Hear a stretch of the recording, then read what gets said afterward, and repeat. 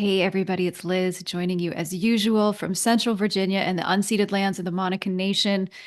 And I'm so glad that you are here with me today. And hey, as always, if you would like to know whose lands you might be residing on, please be sure to check out native-land.ca. It's got an excellent map, especially helpful, I think, for North America, but other parts of the world too. And I will put that in the show notes.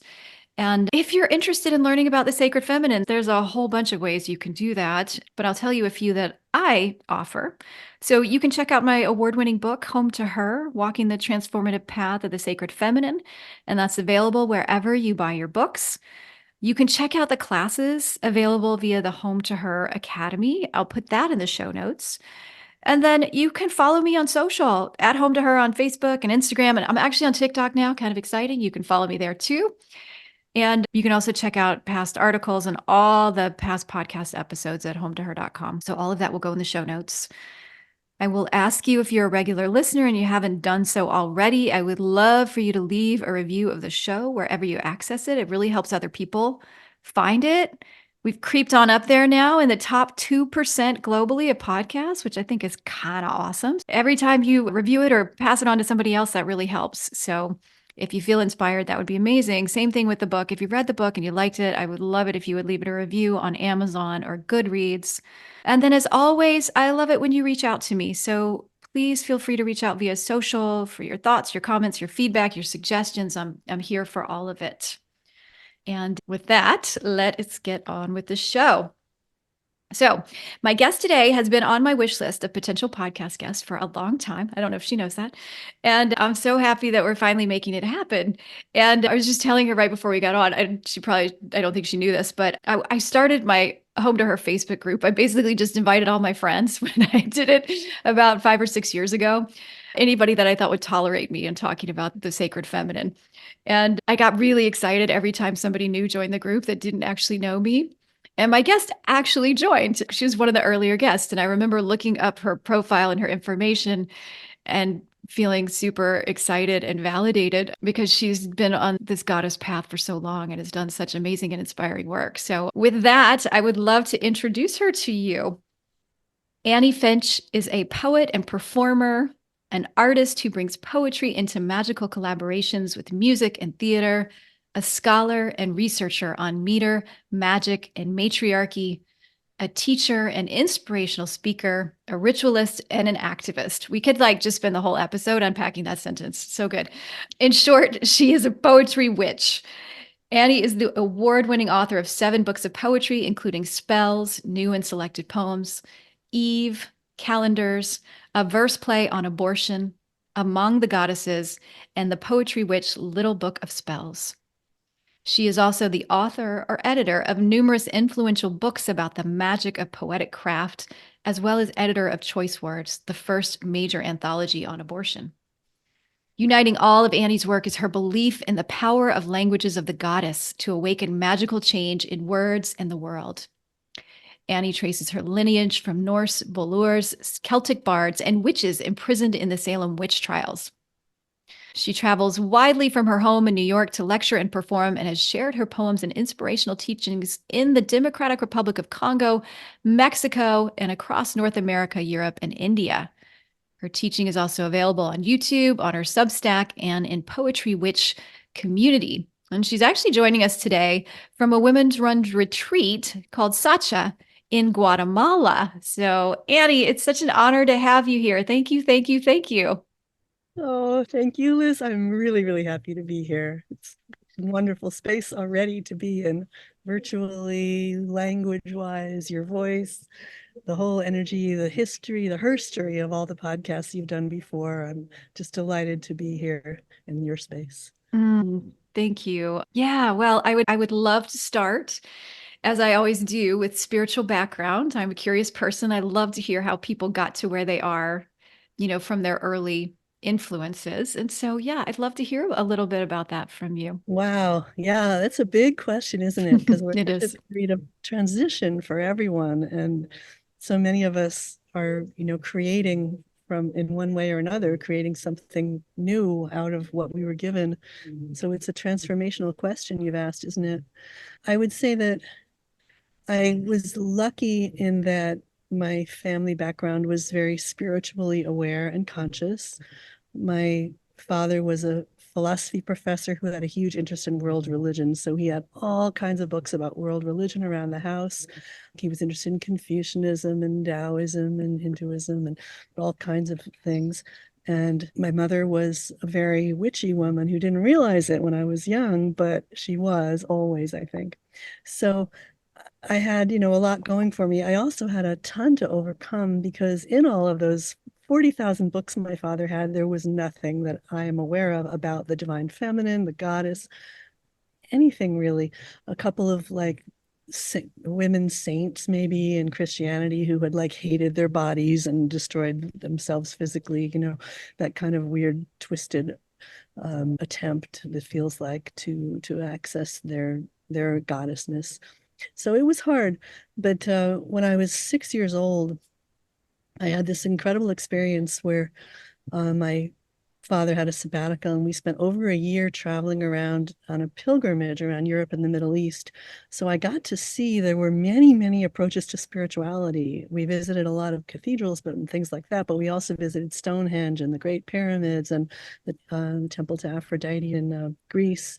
We went to Elysius, where the Eleusinian mysteries were. So there was an awareness that there were other options, other paths. So I think that kind of opened me up. And then, yeah, well, I guess I can leave it there. And the other thing I just want to say is poetry. I think that poetry was my initial opening to the goddess. I was lucky that both of my parents loved poetry. They actually met at a lecture about poetry by the poet Auden. And so people were always reciting poetry aloud and sharing their poems that they loved in my house when I was growing up. So I got a sense of the rhythm of poetry, which has turned out to be my most powerful path into the goddess. So Mm. that was a great gift as well. Mm. So, it hasn't been easy, but I did have a lot of gifts at the beginning that helped me to survive it and to transform. Yeah. And can you tell me about when or how, if there was a specific moment that you became aware of, I say the sacred feminine, divine feminine goddess, you choose your language, whatever works for you. But was there a specific Yeah, moment or moments that where she really came forward for you? yeah, there were moments. I'm actually writing a memoir right now called Incantation, and putting together that memoir, which I've been trying to build the structure of for like 15 years, all these false starts, but it's forced me to really think about those moments and the moments that helped me to survive. And I'll just tell you three of them. The first that I remember was when I was 5 years old, and I was standing with my mother and my grandmother, and we were standing outside at night for some reason, and we were looking at the full moon. And it was a rare moment for me because my mother had 5 kids. My father was like a big overgrown kid. So she didn't have much time just for me. And her mother lived up in Maine. We were in New York. So her mother wasn't there that often either. So for me to be with the two of them alone was a very precious and rare moment. And I remember them both looking up at the sky, pointing at the full moon and saying, "Look, the moon, look, the moon." And that was such a powerful moment for me because I suddenly felt, I think it's my earliest memory, and I suddenly felt just like I was part of something and they were part of it too. And I realized now that was the goddess, my mother, her mother, the moon. And Wow. it just gave me a sense of, that it was okay, that things were going to be okay, that they were okay, that I belonged, that my heart was part of a lineage that had the goddess in it. It was an incredible moment. And then the second moment when I was 12 or 13, I think maybe just 13, it also involved the moon. I was, I had been molested. My uncle molested me sexually when I was in seventh grade, when I was 12. And it really brutalized me. And I began to cry all the time. Nobody talked about it in my family. There was no awareness. I mentioned it to my mother, and she just said, "Don't talk about it." So it was very traumatic for me. I started crying a lot. But I remember this one moment, and it must have been my second or third time I had my period, right around then. And I was standing on a porch alone. And I had my period. I was looking up at the moon again, at the full moon. And I just remember also feeling, you know, where I am now is not my real home. My parents, the people who don't get it, that's not my real home. It's not my real tribe. There is something more for me, and it's powerful, and I'm going to get through this, and I'm going to blossom. I'm going to become a person who knows how to be grateful for this beauty, for the power of this moon above me. So that was another moment that was really powerful. And then I guess the time it really came to me in the form where I knew it was the goddess was when I was 34, and I had had my first baby. I had just finished my PhD. I had worked myself to the bone. I had a home birth very early, 1990. There was not a lot of support. And my midwife quit in the middle of the pregnancy. It was like terribly traumatic time. And I'd stopped sleeping because nobody told me to take my pre-meds, my prenatal medications, vitamins. So I didn't have enough calcium and I stopped sleeping. I didn't have proper health care because the midwives were not legalized and there were hardly anybody around. It was hard to find anybody. So it was very difficult. And I stopped sleeping and I had a break. I had like a postpartum break. And coming out of that was when I really found the goddess for sure and realized that I had to transform my entire life because they put me in the emergency psychiatric ward. They were strapping me down on the gurney. I was screaming and fighting. I didn't know what was going on. It was just horrendous. And then when I got out of there, I was there for a few days, and then they tried to give me these medications, which were horrible for me. The medications, because I was breastfeeding, they couldn't give me lithium. They gave me something even worse that was like made me all fuzzy and dead inside, and they were treating me like some kind of incompetent person. I just couldn't stand it. So I said to my husband, "I'm not doing this. I can't do this again." He starts crying. He was scared, and I just said, "I'm going to heal myself." So I was in San Francisco, and because of luckily I had support at that time because of what I'd been through to find my healing path. And I started just going all out. And I discovered whole new ways of being that were not specifically, marked as goddess. They were like alternative. Shamanic healing was another really important one for me. But they all were goddessy, but I didn't realize it yet because I didn't have a framework of goddess or matriarchy or anything.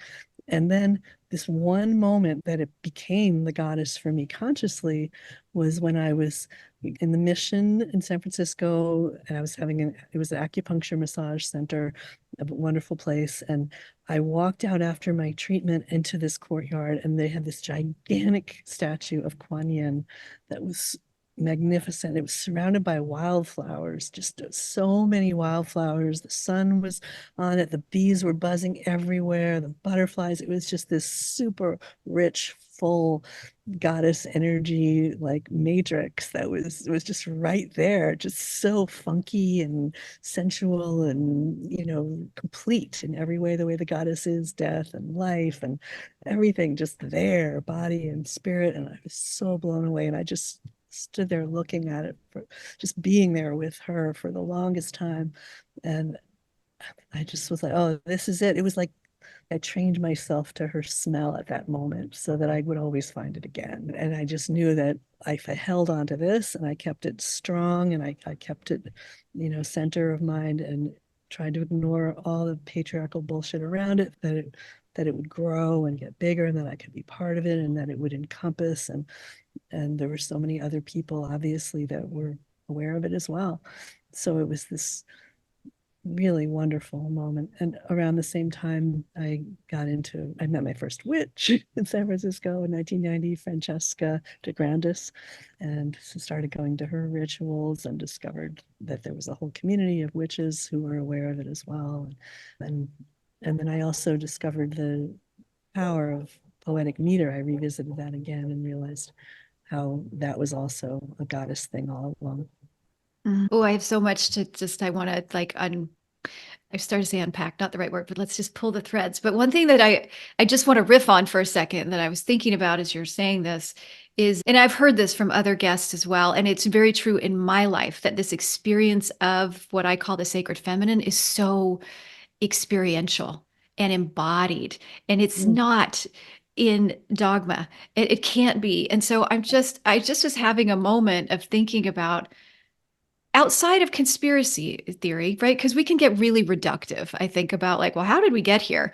But Yeah. seriously, like, who thought it was a good idea to put all this shit down in sacred books, you know? Because, like, as soon as you do it, Yeah. it's sort of like Messes up loses everything. the Yeah. numinousness of it or the life of it. I don't know. I just was, yeah, I have a theory. I have a it theory. hit me with your theory. Okay. So yeah, this is going to be in a book that I'm working on long term called Witchosophy. And this is a book where a lot of it is based on the theories of Heidi Gutner Abendroth, who's a magnificent scholar of matriarchal societies. She's in Germany.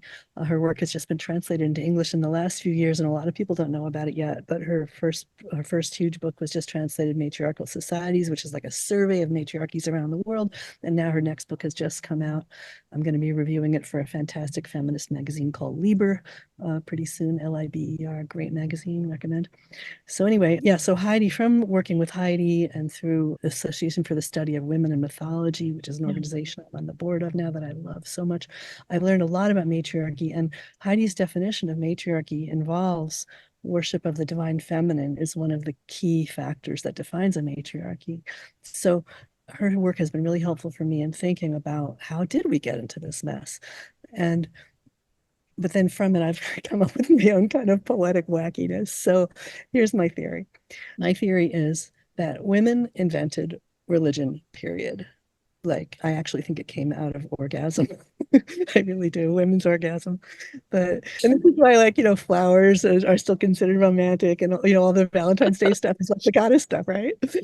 So, yeah, so I think women invented the whole thing, and it's what we naturally do and what we naturally love. And I also think that women don't use rules. Like, I've spent entire weekends with 20 women, 25 women, organizing a magnificent rituals and amazing experiences together without a single rule. Ridiculous. We don't need them.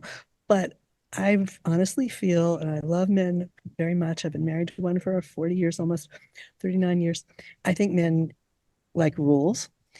They really do. They like to codify things. And I think that, so my theory is that there must have come a time, maybe. I also think that men want to help. These are my two things about men. I think men like rules and they want to help women.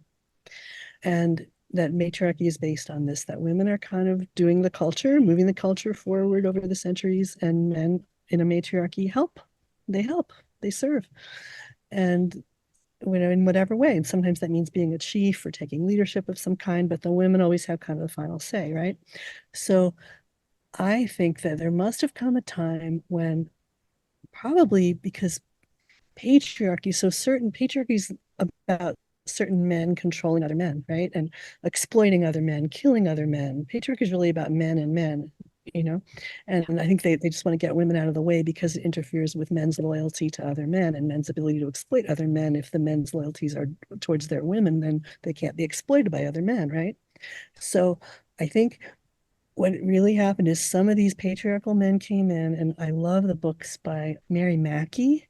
She's got these great novels about old Europe and how old Europe was invaded by these people from the area of Central Asia with the horses and the bronze and the metal, and they just basically took over the matriarchal cultures of old Europe that Maria Gimbutas, the great archaeologist, was always talking about and proved. And now her theories have been proven to be true by genetics and other things. Anyway, so the patriarchal men came in and these matriarchal societies didn't know what to do. So I think what happened probably was that the men had to take over the religion that women used to deal with, the God, divine feminine goddess religion. And in order to help out, men were like, okay, well, we'll hold on to this. We'll take it over for now because things are in chaos and maybe the men were helping or something, but they had to codify it and write it down because they didn't have the instinctual, whatever, I don't know, that sounds like a condescending word, but they didn't have the women's wisdom and the women's ability to spontaneously recreate the goddess in every moment the way we do. So the men had to like write rules, and and look at like they wear dresses and they do all these weird things that seem to somehow mimic women's ways. So this is my sense of it, that the rules and all the rigidity and all the stupidity of writing it all down was definitely men who did it. But I don't think men did it with bad intent. I think they were just trying to keep it alive until women could come back and pick up where we left off.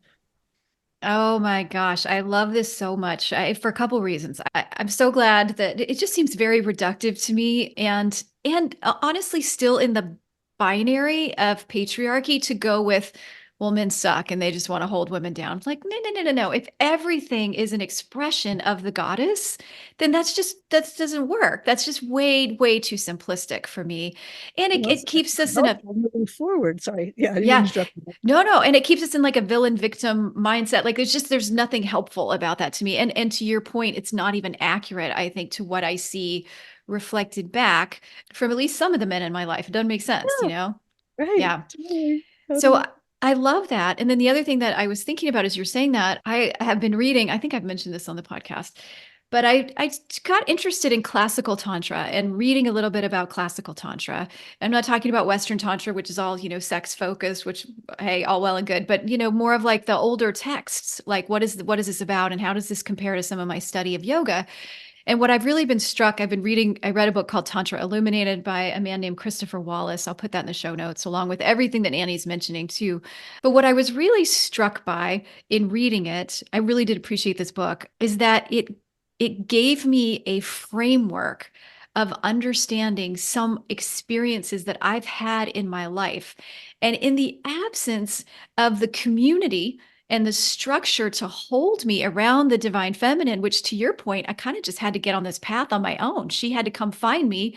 And then over many years, I brought the people into my life that can support me and we can explore it together. But those texts, ironically, and I see what you're saying, it's almost like I'm reading it and I'm like, oh, this is a man trying to understand what I already know in my body and explain it to someone else. But Hmm. but then the irony of that is it's helpful for me to have the man to now say it back to me because I have not had the community and the Yeah, grandmothers to pass down the wisdom generation after generation. So it's yeah. like, oh, yeah, no, this was a real thing that's happened in my body.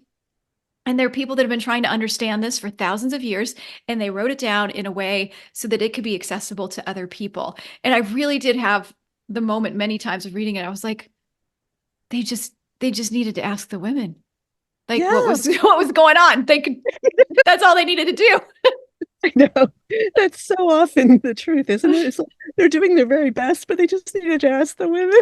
Yes, yes. It reminds me of a moment that I had one time when I was with my son and we were at this retreat thing and the guy and I saw this older man. He was some professor, but he was doing this kind of new holistic ceremony thing, like a shamanic retreat, I guess it was. And but I saw him saying to my son, "Well, the thing about women is they're able to like they just really have this very complicated system of understanding how things work and they're like and they're taking into account this and this and this and this and this." And I was listening to him describe it in male terms and I was just laughing because no woman would ever bother to do anything that I mean, I think women are brilliant, don't get me wrong, but it's like if for me, if it wasn't, intuitive and organic and spontaneous and involving my heart and my soul, my body and my will and my mind all together, I would, but he was describing it like it was mind. He was describing it from the outside, like what women do is all a matter of calculating a million different complicated mental things, these little pieces instead of like a whole flow of being part of the goddess. So it was like from the outside, but it was interesting to hear him describe it. I'm not sure if that's exactly akin to what you're describing, but Yeah. Yeah. Well, that, yes, exactly. Exactly. it's great. Yes. And I think in a culture like we have now, where, I mean, you've clearly found the goddess path and have been on it for a while now, and I've found it too. We sort of are still at this place. I mean, she's much more prominent, I think, visible culturally than Yeah. perhaps, I mean, you can speak to that, but I've certainly any other time in my life. But like in the absence of sort of like a real respect for her, like broad-based respect for that wisdom and her in general, I actually think the spiritual teachings can be really helpful, but only in as much as we could look at it and go, I already knew that. I knew that because I felt it. You know what I mean? Yeah, exactly. Yeah, someone here in Guatemala just gave me or lent me a copy the other day of the Celestine Prophecy, which I had not read before. And it starts off with synchronicity and everything, which is of course a wonderful way the goddess shows up. But it's very interesting. I think it was published in about 10 or 15 years ago, and it's so far I'm just a third through it, but it's a good read and it has a lot of spiritual insights. And it's funny because the total absence of the divine feminine is just such a glaring lack. Like it would make it so much simpler, but it just wasn't in the vocabulary then. But you Yeah. can see that, it's all sure, okay, sure, whatever. Yeah. Yeah. Well, and I know that book too. I think I tried to read it after I had my own kind of awakening moment, and I was sort of reaching for anything. This was about 10 years ago, and like what would align. And I think I read it, and I think because it didn't have the divine feminine, I was like, Psh, I'm not interested in you. I want to Yeah, find things that are talking specifically to what happened to me. I know what you're exactly. talking about, but I wonder that actually brings up a question for me because you've now been on this goddess path for some time, and I wonder if you have reflections on how you think things are shifting and changing. If you kind of move up to like sort of a macro level, and she's this flow of water, like where she's carrying us, where you see us Yeah. going. Oh, that's beautiful. Yeah. I think it's easier to talk about her directly than it used to be. I mean, it feels like it used to be pretty fringy and taken more literally in the community of goddess people. I really wish I'd been on it longer though. Like I wish I was 20 or 30 years older and had been able to be part of it in the 70s in like California and stuff because there obviously was so much going on. And a lot of that stuff is not preserved. And a lot of those women are, of that generation, like 10 or 20 years older than I am, like Judy Grant or BB Fraser, for example, is somebody who I don't know. They just had so much wisdom. Like BB Fraser, someone I met, she's a midwife and she knows a ton of songs, like all these goddess songs, tons of them. And she just has them all. But she's of an age where they're not like recorded, they're not online. She's not really techie that way. And this kind of wisdom, and I know quite a few women like this. Matcha Nightmare, she's wonderful, wonderful. I can put you in touch with these people if you want. But I mean, they're haven't because of the technology's changed so much and because I think women spent so long not really having the bandwidth with women of older generations, a lot of that wisdom feels like it could get lost. And so I just want to nod back to all those incredible women in the 70s. So when I came along, it was already kind of diminished in that sense in the 90s. And it felt like it was more marginal, like the women's building in San Francisco. It used to be such a hub of activity in the 70s, had kind of much quieter. Like, it seemed like things were kind of shut down a bit in the 80s and 90s. And then so it was more marginal and literal, like in the sense that people would literally get into these goddesses. Mayumi Oda, the amazing artist, was someone who really helped me a lot when I was in the Bay Area. She does these magnificent, iconic goddess art, so beautiful. But they were like incarnated specifically in these goddesses. And then I think nowadays it's tricky because of the much greater literacy and awareness of cultural appropriation and it's not it used to be more like, oh great, the more goddesses the better from all cultures because there's such a multiplicity of them. And like Patricia Monahan, who's one of my great mentors in this whole goddess thing, she did the Encyclopedia of Goddesses and Heroines. She started the Association for the Study of Women in Mythology. Like without her, I wouldn't be where I am at all. And I think so many other women would say the same. Patricia Monahan has been unbelievably important, I think, in this whole movement. But, she, like, the way I understood it from her, it was more like all of these goddesses, so thousands and thousands of them around the world, are all manifestations of the divine feminine, like different faces. And yet, it's, I think, been a little harder in the last 10 years or so, or 15 years, to talk about it that way because different cultures are wanting to claim their path to the goddess. And for women who have Northern European ancestry, a lot of that is really lost, right? Yeah. We've had patriarchy so long and so hard and so deep.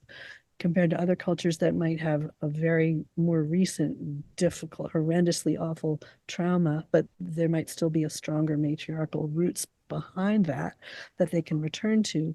But I think for me, even when I think about I edited a little book called An Exaltation of Goddesses, where I found some poets to write poems about goddesses around the world. And when I did my own, I wanted to find a Northern European goddess. And I looked back, and the furthest I could get was Freya and Frigg, who are clearly two different aspects, the good one and the bad one. Like Frigg was the dirty, racy one, and Freya was like the domestic good one, like the virgin whore dichotomy.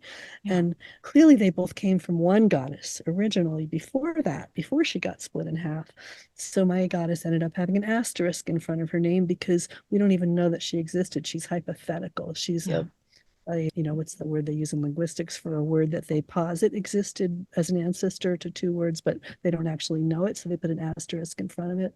I forget the actual linguistic term, but I put a little asterisk in front of her name, Freya, Frija, which there's no actual evidence of her, but we can assume she was there as the common ancestor of the virgin and the whore, Freya and Frigg. So I feel like, there's been more emphasis on to finding your own goddess from your own ancestry, which is beautiful and wonderful. And I'm very grateful to have it. It's been very powerful for me. I also feel that another result of the more awareness that people are getting of their own individual lineages is more willingness to talk about the divine feminine in general now, not so much specifically like, let's get into Isis, Astarte, Diana, Hecate, Demeter, Kali, Amana, which is this beautiful chant from the 70s, which I love so much with those specific goddess names, but more being able to talk about the divine feminine or the goddess. And I really like that because I think it's accessible to a lot of people. And it's maybe less frightening to talk about it now. Like it used to feel like if you talk about the goddess, people would think, oh, it's like God, oh, she's Mhm. gonna like tell us what to do, and they'd be all freaked out. But to be able to now, like I've just been here in ceremony with a group that had some men in it, and they were, when I was talking about matriarchy, they were like, oh, does that mean men are all bad? I'm like, no, no. So like we were in this mixed group, but we were singing songs or hearing songs about goddesses and the divine feminine. And I began to get a sense that, yeah, this new generation coming up, like there is a space to talk about the divine feminine in a way that people would maybe begin to understand that it's inclusive, it's make space to the men have a space, everybody has a space in it, and it's not like the female counterpart of the vengeful, scary patriarchal God telling people what to do. It's not hierarchical, it's not rigid, it's not rule bound. It's a very different creature, even though it's a spiritual reality. So I guess I'm feeling optimistic that we're maybe coming back after, that height in the 70s when it was more just for women, just marginal, and more about specific goddesses, gathering as many goddesses as we could find information about.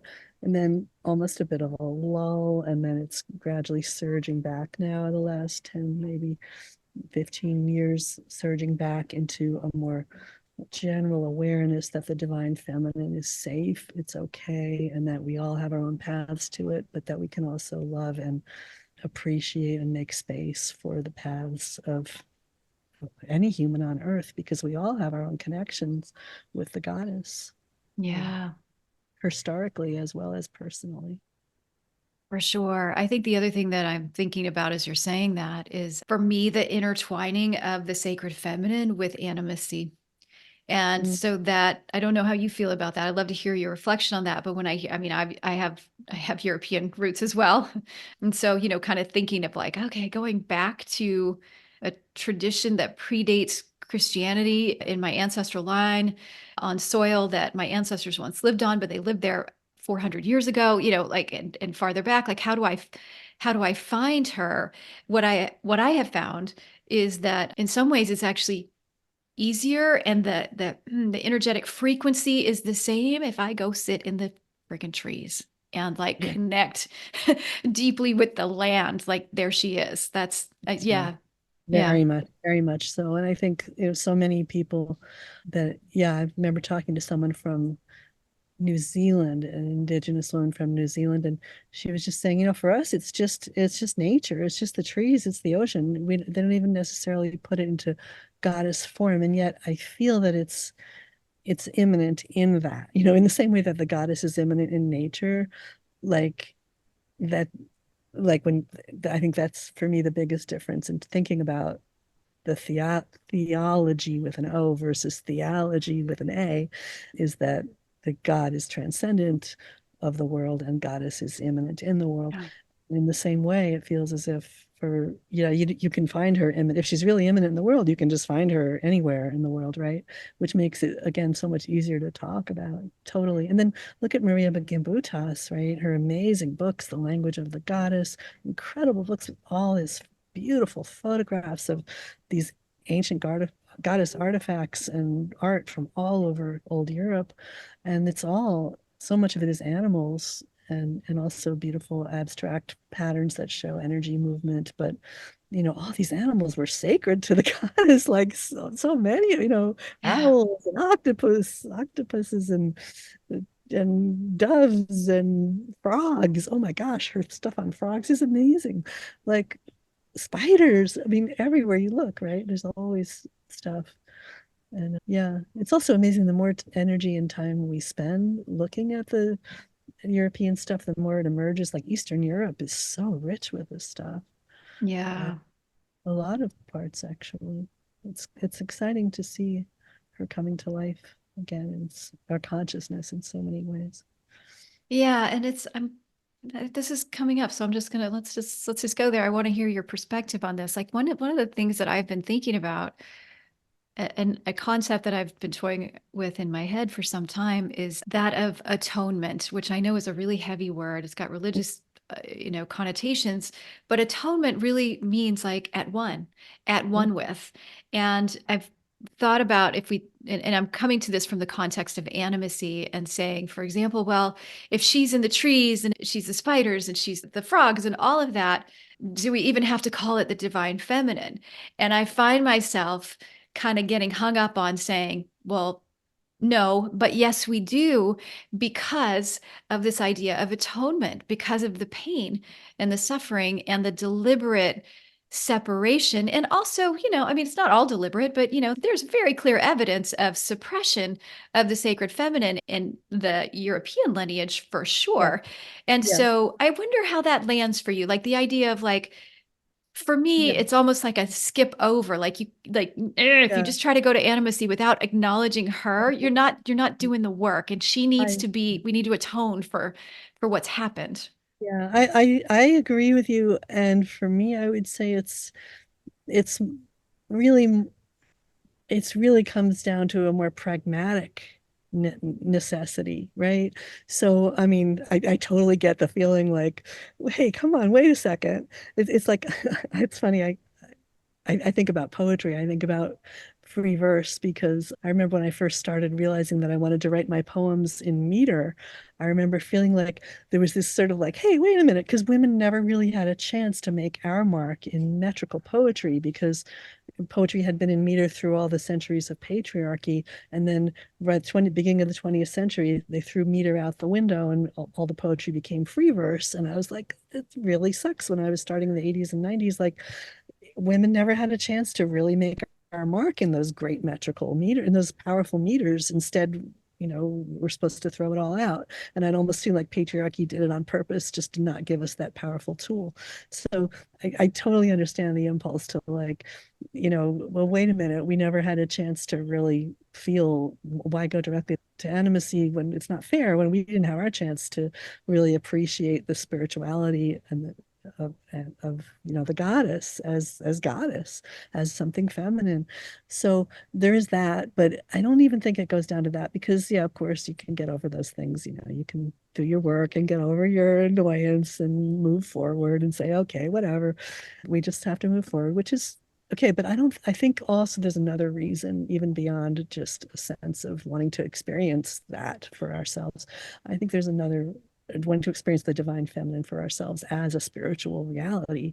I think there's something more than that, which is pragmatically, I don't think people would get it, as I think you were implying. Like, if we go directly to animism, they're just going to assume that it's male somehow. Like when my kids were little, every time we went to the zoo, they would tell us, oh, he, they would call the animals he all the time. And they're not. In fact, I learned during my Green Witch training with Susan Weed that, most of the animals we see out there in nature are actually female. Like they really are. And yet, because of our inherited patriarchal mindset, we're going to assume they're all male. And if we think nature's animistic and powerful, then we're going to assume it's all male because that's what our culture would bring to it right now. So just Mhm. from a practical point of view, in order to survive as a species, I think it's very helpful to have the idea of the divine feminine and the qualities we associate with feminine that, you know, in spite of liberal feminism and all its failings and also its achievements, the way liberal feminism has allowed women to get the power of men within our culture to a certain extent, I think everybody kind of gets it that women are really not part of the system. We're just not. That this system we're in was invented by men for men with men, all of it, mind, body, heart, will, spirit. I can go through the little cycle of it. You've got the war, you've got the rules and the laws, you've got the exchange economy, you've got the patriarchal family, you've got the monotheistic God. All of these are aspects of the patriarchal system, and women are not naturally, it seems to me, I don't I am an essentialist, I guess, speaking only for myself, maybe not for other women, but I'm an essentialist for myself. For me, identifying as a woman helps me understand the ways that this stuff just doesn't feel right for me, never has. And I think a lot of people have those feelings that women represent an alternative universe. And if we think of the divine feminine as the divine feminine, it'll make space for us to begin to put the sun at the center of the universe instead of having the earth at the center of the universe. Like we're at another Copernican revolution. We need to we need to recenter. So we need to center something different than what we've had at the center before. Mhm. And in order to put something different at the center, I think we need to hold space for it to be really different than what we have now. And I think the concept of the divine feminine allows us to hold space for something really, really different than what we have now and remind ourselves constantly that, yeah, it's different. Mhm. Mhm. And that's Yeah. not only because it's, fair and fun, but it's also to survive as a species. We are Yeah. not going to survive. And I've read wonderful quotes lately from some really smart women saying this. I think Bell Hooks said it really well. Heidi Gutner-Abendroth, who I mentioned earlier as the matriarchal studies scholar, she said it recently too. We're going to survive as a matriarchy or not at all. Like the human species was a matriarchy for 35,000 years. We've only been a patriarchy for about 5,000 years. And during that 5,000 years, we practically destroyed ourselves and the planet. And we are not going to survive as a human species unless we go back to the matriarchal ways. It's not going to happen. Mhm. So it's very pragmatic, it seems to me, to have the concept of the divine feminine, of the goddess, as a way to constantly remind us this is how it is. This is how it is now. It's different, a whole different Yeah. way. Yeah. And I wonder if you could speak to for any listeners who are not aware of I think sometimes people hear matriarchy and they just assume it's the reverse of patriarchy where women Yeah, are running yeah, everything. I wonder if you could just speak to that a little bit about what you absolutely. mean by matriarchy. Yeah, absolutely. And I'm using it pretty much the way Heidi Gutner-Abendroth uses it. There was a whole big controversy about whether to use the term matriarchy for exactly that reason. And um, people have proposed other things like metristic societies, or there's another one as well, to try to defamiliarize it. But Heidi maintains that she uses the word matriarchy because when you go back to the beginning of the word, it means in the beginning. Arche means beginning. It doesn't mean ruling or power. It means in the beginning. And she says, matriarchy was there in the beginning, and I'm okay with that. I've come around to it. The thing is, I mean, I guess the most important thing is that, well, looking at her characteristics of a matriarchal society, the four characteristics that she says define a matriarchal society are consensus decision making, a gift economy, matriarchal family structure, or matrilineal, sorry, consensus decision making, a gift economy, matrilineal family structure, where the daughters live with the mother and the daughters and whatever partner, because they don't have marriage in these cultures. But if a man is hooked up with a daughter, then he'll come and live in her mother's house at night, and then usually he'll go back and help his mother during the day. So they don't have marriage in any way like with the daughter having to go to the husband's house, which is the beginning of all evil in my opinion. So the matrilineal family structure, and finally worship of the divine feminine. So consensus decision making, gift economy, matrilineal family structure, worship of the divine feminine, and what you end up with when you have all these things. And I would add a fifth that Heidi I don't think agrees with. I've checked with her, but I would add sexual self determination and complete human freedom as the fifth element of matriarchal societies, from what I've understood so far. But you have all these elements together, you're not going to have what we think of as patriarchy in the slightest, right?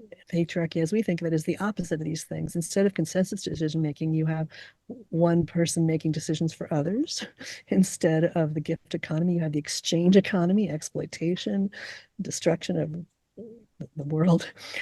Instead of the matrilineal family system, you have the patriarchal family system, patrilineal, which is hell on wheels. I've spent a lot of time in India and I know how destructive that is for women to have to leave their mother and go live in with their father, with their husband's mother-in-law and father-in-law. Oh my gosh. And then, instead of human freedom, the respect and the sexual and autonomy, you have control of people in that way as well. And then, of course, you have, instead of the divine feminine, the goddess with all her zillions of faces, you have monotheism, hell on wheels. So, it's different from patriarchy in every possible way. It seems to me, matriarchy, and I use the word now in the same way that Heidi does, meaning in the beginning. It's the earliest thing. It's the beginning thing. Mm. But yeah, it's the first reaction. And even here where I am at this retreat center and did this wonderful ceremony, and I was talking to some of these young men, and they heard the word matriarchy and they were like, oh, but then they got it immediately. They were like, oh, I get it. Matriarchies are not hierarchical. And I'm like, nope, not at all. And then they started remembering like the indigenous groups that they've hung out with here, and thinking of the difference in the way the ceremonies are handled. Like if the women are handling the ceremony, they want to do things together. It's all easy. It's flowing. There's nobody particular in charge. The authority is shared. It's spontaneous. It's more informal, inclusive, and playful. And when the men were in charge, it's like there's very clear rules. Things are rigid. There's people take turns. There's a kind of more of a rivalry sense, but even between the father and the son, in this case they were describing.